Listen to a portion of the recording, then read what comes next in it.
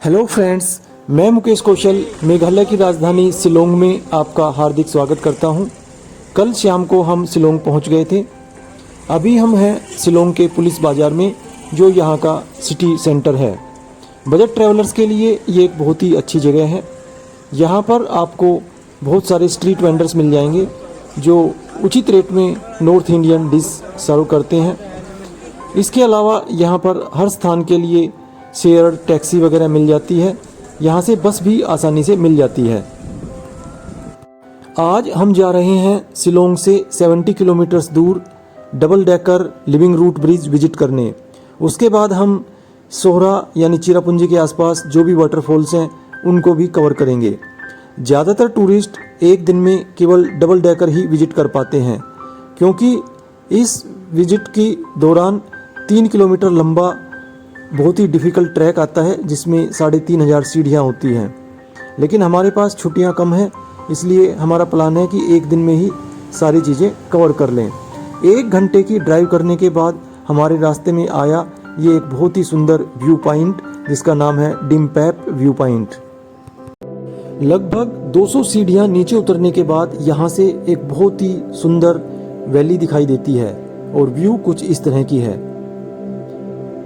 यहाँ पर एक छोटी सी चाय की दुकान थी, जहाँ से 50 रुपए की टिकट खरीदकर हम और नीचे की तरफ गए, जहाँ पर अगेन 200 सीढ़ियाँ नीचे उतरना पड़ा हमें, और फिर हमें दिखाई दिया ये एक बहुत ही खूबसूरत पानी का झरना।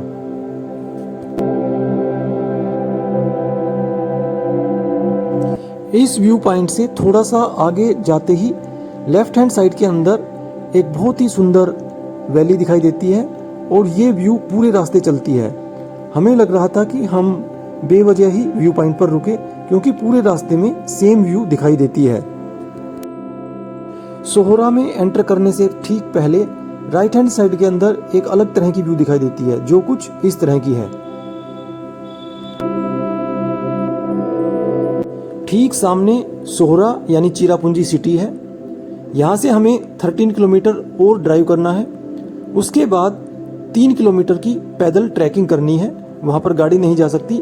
उसके बाद आएगा double decker living root bridge, जो अपने आप में किसी अजूबे से कम नहीं है।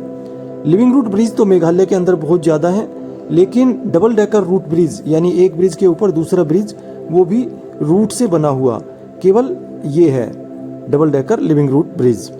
डबल डेकर ब्रिज के ठीक नीचे है एक नेचुरल स्विमिंग पूल, और बैकग्राउंड के अंदर एक बहुत ही beautiful waterfall. Double decker root bridge का मैंने एक अलग से वीडियो बनाया है, उसे जरूर चेक करें, उसके अंदर पूरी डिटेल दी गई है। हमने 3.5 आवर्स में ट्रैकिंग कंप्लीट कर ली थी, और वापस ड्राइव करके फिर हम पहुंचे 7 सिस्टर वाटरफॉल देखने। यहाँ की लोकल लैंग्वेज में इसका नाम है नो सिंगथ्यांग। ये वाटरफॉल काफ़ी दूर से देखे जाते हैं। जब बारिश होती है यानी कि जून जुलाई के अंदर, तो यहाँ पर 7 वाटरफॉल्स दिखाई देते हैं। फिलहाल यहाँ पर केवल 3 वाटरफॉल ही दिखाई दे रहे थे। यहाँ पर कोई एंट्री टिकट नहीं है, लेकिन जब मौसम साफ होता है तभी ये वाटरफॉल्स दिखाई देते हैं।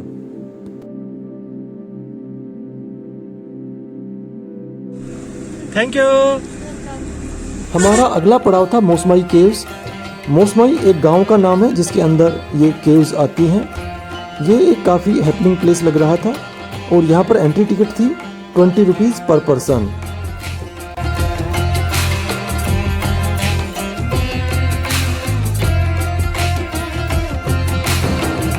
कुछ दूर सीढ़ियाँ चढ़ने के बाद केव दिखाई देती हैं। यहाँ पर आपको बहुत सावधानी से चलना होगा, क्योंकि बहुत ही स्लिपरी रास्ता है। गुफा के अंदर पानी टपकता रहता है, और जगह जगह चट्टानें निकली हुई हैं जो आपके सर से टकरा सकती हैं, और आप गिर भी सकते हैं। कई जगह तो रास्ता बहुत ही तंग है, केवल पतले आदमी ही यहाँ से आगे जा सकते हैं। यदि आपने माँ वैष्णो देवी की ओरिजिनल गुफा देखी है या शिव खोड़ी की गुफा देखी है, तो ये कुछ कुछ उसी तरह की गुफा है। यदि बारिश के दिनों में आप जाते हैं तो अपना रेनकोट पहनकर जाएं। ये clapping for Sonu, clapping for Monu.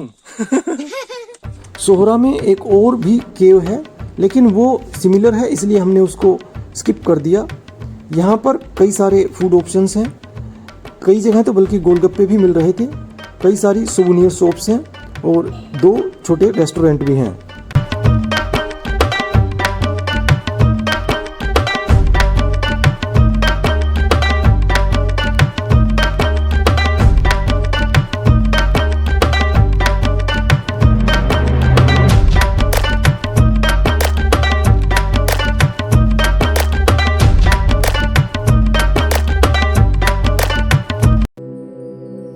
मोसमाई से हम वापस आए सोहरा सिटी में और फिर हम निकले नो कालिकाई वाटरफॉल देखने, जो सिटी से 7 किलोमीटर की दूरी पर है।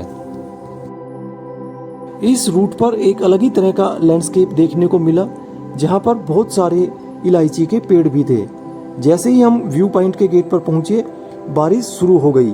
जब बारिश होती है तो कुछ दिखाई नहीं देता है, इसलिए हमने एंट्री टिकट नहीं खरीदी। नो कालिकाई वाटरफॉल यहाँ का सबसे बड़ा वाटरफॉल है। थोड़ी देर में ही मौसम साफ हो गया और अब हम जा रहे थे डेंथलैंड वाटरफॉल देखने। डेंथलैंड वाटरफॉल तक पहुंचने के लिए बहुत ही स्लिपरी रास्ता है, बहुत ही ध्यान से आपको चलना पड़ता है। जो पानी की छोटी छोटी स्ट्रीम्स यहाँ पर हैं, ये ही आगे जाकर एक वाटरफॉल का रूप ले लेती हैं और पानी नीचे एक गहरी खाई में गिरता है। इसलिए इस वाटरफॉल को दूर खड़े होकर ही देखा जा सकता है।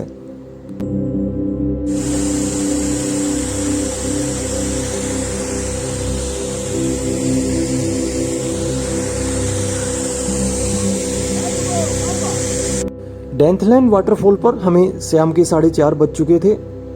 5 बजे यहाँ पर सारे व्यू पॉइंट्स बंद कर दिए जाते हैं, क्योंकि यहाँ पर जल्दी ही अंधेरा हो जाता है। हम किसी तरह 5 बजे से ठीक पहले अगले पड़ाव पर पहुंच गए, जो था वाइसोडोंग वाटरफॉल। यहाँ पर एंट्री फीस थी 20 रुपीज़ और इस बार हमें अगेन 273 सीढ़ियाँ उतरकर नीचे जाना था। हमें लगा कि इन सीढ़ियों के बाद वाटरफॉल दिखाई देगा, लेकिन वहाँ पर एक साइन बोर्ड लगा था कि एक तरफ व्यू पॉइंट है और दूसरी तरफ वाटरफॉल का रास्ता। जब हम वाटरफॉल के रास्ते पर गए तो अगेन 250 के करीब सीढ़ियाँ थी, लेकिन इस बार बहुत ही खतरनाक बांस की सीढ़ियाँ बनी हुई थी। पानी गिरने की वजह से ये काफ़ी स्लिपरी हो गई थी। बहुत ही खतरनाक रास्ता था ये, आप खुद देख लीजिए। लेकिन नीचे उतरने के बाद जो व्यू दिखाई दी वो बहुत ही अमेजिंग थी। एक 3 स्टेप वाटरफॉल हमारे सामने था।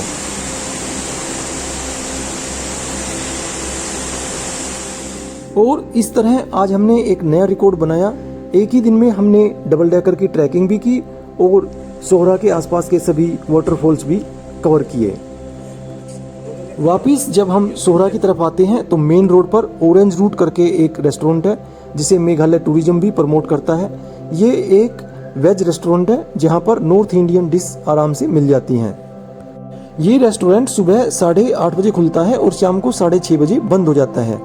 मेघालय के अंदर सभी चीज़ें, चाहे वो टूरिस्ट अट्रैक्शन हो या दुकानें हो, जल्दी ही बंद हो जाती हैं। इस तरह से मेघालय में हमारे दूसरे दिन की समाप्ति हुई और हमने रात गुजारी इस होटल में, जो सोहरा से आगे मोसमाई गांव के अंदर पड़ता है मेन रोड पर, और इसका नाम है वेटलैंड होटल। आज हम जाएंगे मेघालय के डाउकी में, जहां इंडिया और बांग्लादेश का बॉर्डर है। यहाँ पर और क्या क्या टूरिस्ट अट्रैक्शन है वो देखने के लिए हमारा अगला वीडियो जरूर देखें। आज के दिन की शुरुआत करने से पहले हमने इसी होटल के रेस्टोरेंट में खाना खाया, जहाँ पर नॉर्थ इंडियन डिश भी मिल गई थी हमें, और यहाँ की ओनर थी ये जेंटल लेडी। ये रेस्टोरेंट और होटल दोनों बहुत ही नीट एंड क्लीन थे। हर चीज़ यहाँ पर एकदम परफेक्ट थी। और ये होटल हमें सजेस्ट किया हमारे पायलट यानी टैक्सी ड्राइवर मिस्टर पिंकू ने।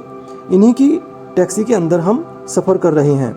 यदि आप इनसे कांटेक्ट करना चाहते हैं तो इस वीडियो के डिस्क्रिप्शन बॉक्स में मैंने इनका नंबर दिया है। दोस्तों, उम्मीद करता हूँ ये वीडियो आपको पसंद आया होगा। यदि वीडियो पसंद आया हो तो इसे लाइक करें और चैनल सब्सक्राइब नहीं किया है तो चैनल को सब्सक्राइब करें। Thank you friends, thanks for watching.